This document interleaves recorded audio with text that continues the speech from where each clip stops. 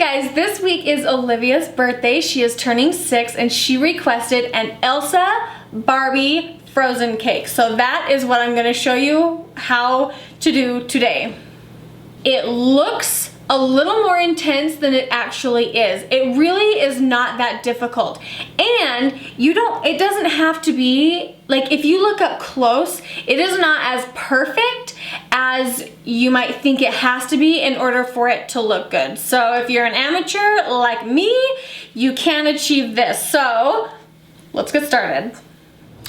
Okay, the first thing that you are going to want to do when making your Barbie cake is baking your cake. And it doesn't matter what size of cake round pan you use. I have two different sizes. I have a little bit of a bigger one, and then I also have a little bit of a smaller one. You take your first cake and you lay it on whatever you're going to be displaying your cake on. I have my frosting mixed up the color that I need it to be, and I'm gonna share this recipe with you. So many times I have these cute cakes, or I eat other people's cakes and they look really cute, but they don't taste very good. I like them to be cute and I like them to taste really, really good. And this frosting is the bomb. I am gonna leave a link below to where I found this recipe at. It is the best, and I don't make this without people telling me how amazing it is. It seriously is. You don't need another recipe after this. So I take a little bit of my frosting and I lay it down just to hold the first cake in place, the first layer in place. Now when I made these cakes, the first time I did this, I tried taking the cake out of the pan and it ripped and it was such a disaster, and quite frankly, it ticked me right off. I just load my pan with Crisco and they come right out. So that's my tip for you. And then I'm going to take another layer of frosting and I'm going to put a layer of frosting on the first. So I'm going to layer my cake, frosting, cake, frosting, cake, frosting. So now that I have all 4 layers right here, I'm gonna hold my Miss Elsa up next to the cake, and I don't quite think it's gonna be high enough on her waist, but I think that if I was to add another layer, it's definitely gonna be way too high. So I'm gonna cut this one in half.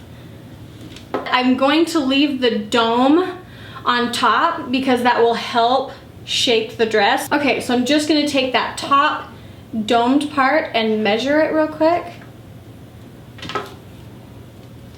And I think that's gonna be perfect. And I just won't push her all the way down. When I am choosing a Barbie to go on the inside, I like when their shirt is plastic. That way you can get frosting right up to them. If you have a Barbie that you just have to use and she's naked, you can always put frosting on her and make it a top, but that's just way too intense for me.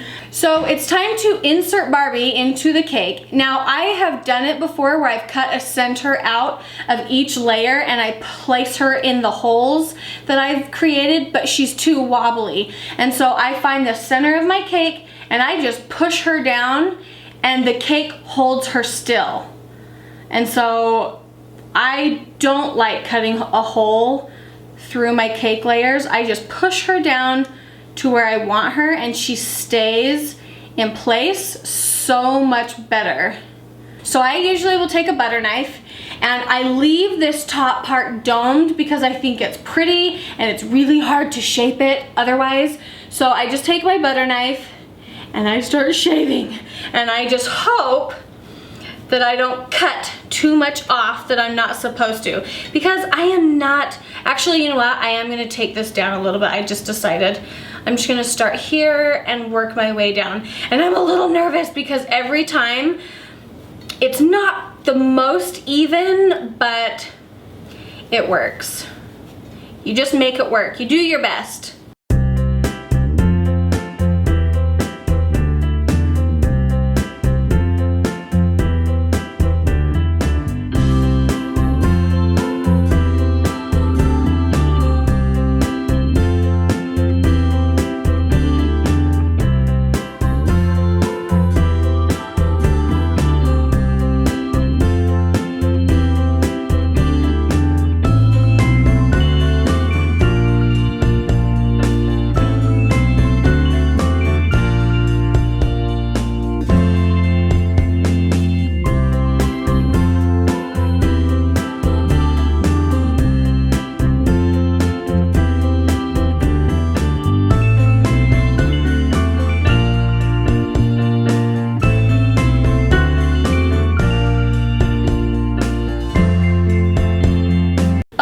once you have your cake shaved the way you want it, clean up your mess, and we are ready for what's called the crumb layer.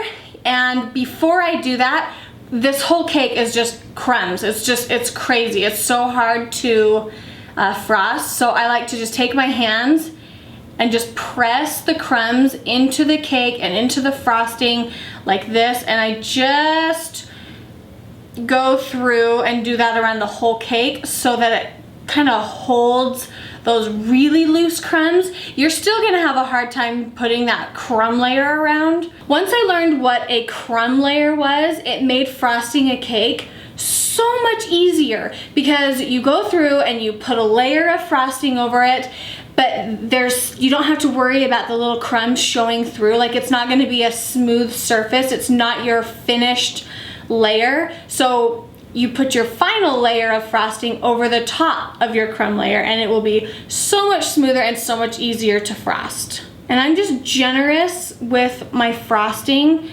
because you don't want to rip your cake. So I just put some on, smear it around, scoop up some more, smear it around. And as you can see, there is plenty of crumbs throughout, and that's normal, that's okay, that's the whole purpose of this layer. So I just put it on and carefully swipe down, and I just watch, and if it looks or feels like my cake is gonna rip, then I stop. It looks like a hot mess, and it kind of is, but be patient with this step, because if you don't do a good job on this step, the rest of it's gonna be hard to frost. So it looks pretty crude, and that's because it is. But once you get enough frosting on the cake, then you can go through and smooth it out. So crude layer is covered, and now I'm just gonna take my spatula and smooth this layer out the best that I can. And I'm basically gonna hold my spatula still and rotate my Barbie.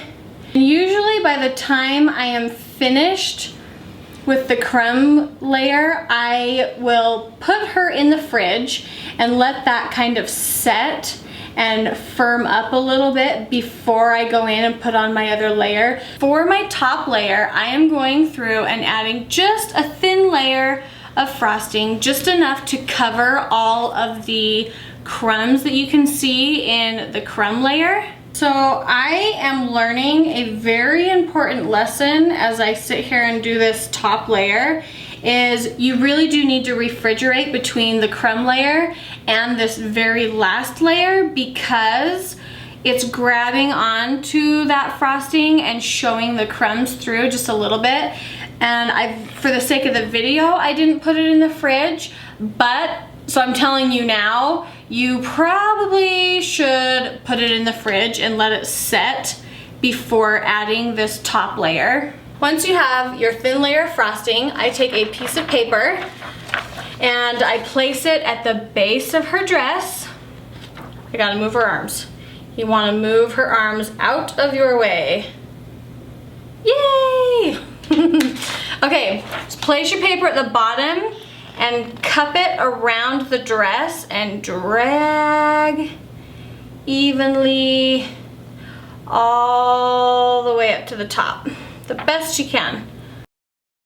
Okay, so that is after the paper has attempted to smooth it out the best that I could.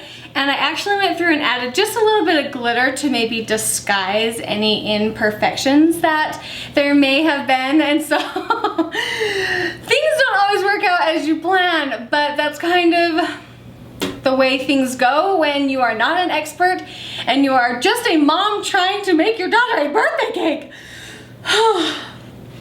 Okay, so I have frosting in my piping bags, and I'm going to Google a bunch of images and try my best to decorate her the best that I can. And that is about all I'm going to be doing. That is it for this tutorial. Thank you guys so much for watching, and I will see you in my next video. If you enjoyed this video or if you learned a little something, go ahead and give it a thumbs up. Thanks for watching, guys. Bye.